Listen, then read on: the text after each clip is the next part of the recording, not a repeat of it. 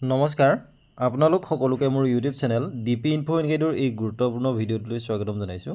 Sir বাইদেউসকল, এই ভিডিঅ'টোত শিক্ষকসকলৰ বাবে অহা এটা অত্যন্ত বেয়া খবৰ শ্বেয়াৰ কৰিব খুজিছোঁ। আশা কৰিছোঁ আপোনালোকে ভিডিঅ'টো শেষলৈকে চাই ইনফৰমেশ্যনখিনি ভালদৰে জানি ল'ব।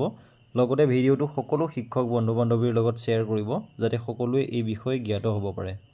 ছাৰ বাইদেউসকল, আমাৰ এই চেনেলৰ জৰিয়তে শিক্ষা বিভাগৰ প্ৰতিটো গুৰুত্বপূৰ্ণ ইনফৰমেশ্যন ৰেগুলাৰ আপলোড কৰিবলৈ চেষ্টা কৰি অহা হৈছে।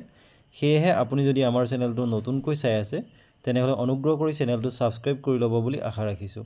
তেনেহ'লে আহকচোন ভিডিঅ'টোৰ মূল কথাখিনিলৈ আগবাঢ়োঁ। ছাৰ বাইদেউসকল, এইটো হৈছে 4 মে' 2024 তাৰিখে প্ৰকাশিত এটা অত্যন্ত গুৰুত্বপূৰ্ণ বাতৰি।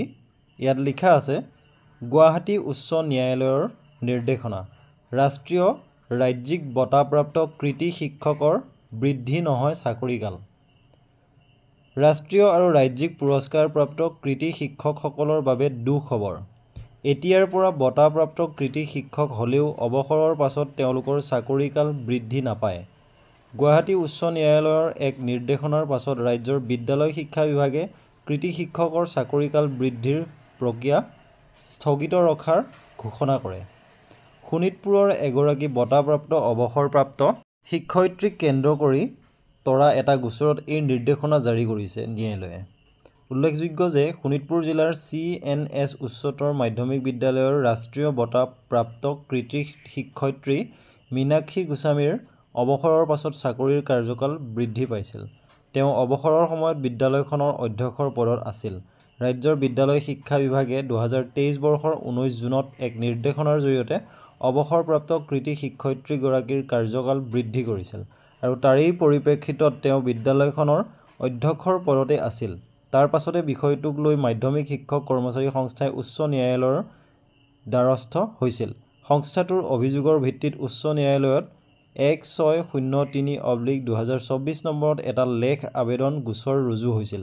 এই গোচৰৰ দীঘলীয়া শুনানিৰ পাছত যোৱা মাৰ্চ মাহত উচ্চ ন্যায়ালয়ে শিক্ষক সংস্থাটোৰ পক্ষে নিৰ্দেশনা প্ৰদান কৰে। এই নিৰ্দেশনা অনুসৰি এতিয়াৰ পৰা অৱসৰৰ পাছত ৰাষ্ট্ৰীয় আৰু ৰাজ্যিক বঁটাপ্ৰাপ্ত কৃতি শিক্ষকৰ কাৰ্যকাল বৃদ্ধি নহয়।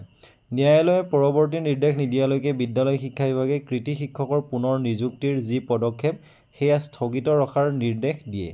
ফলত এতিয়াৰ পৰা শিক্ষা বিভাগৰ 2022 চনৰ নীতি নিৰ্দেশনা অনুসৰি এনেধৰণৰ পুৰস্কাৰপ্ৰাপ্ত কৃতি শিক্ষকৰ পুনৰ নিযুক্তি সম্পন্ন হ'ব।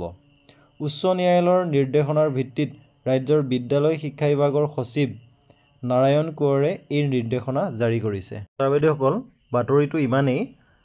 আপোনালোকে এই সন্দৰ্ভত আপোনালোকৰ বহুমূলীয়া মন্তব্য প্ৰদান কৰিব বুলি আশা কৰিছোঁ। বিষয়টো ভাল হৈছে নে বেয়া হৈছে এই সম্পৰ্কত আপোনালোকৰ মন্তব্য আশা কৰিছোঁ।